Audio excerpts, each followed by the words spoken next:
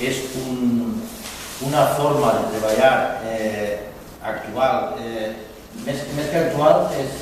en vista de futur, no? I estan ensenyant, com bé li va comentar jo antes al secretari general, que des de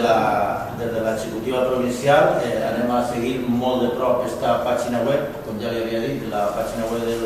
de l'excomissió executiva provincial està en un nou canvi i conforme bé li ha dit jo, està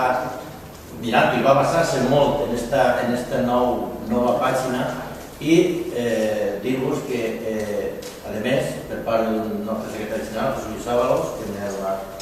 l'encàrrec de que volia que endavant, que conforme estem treballant, segur que en el 2015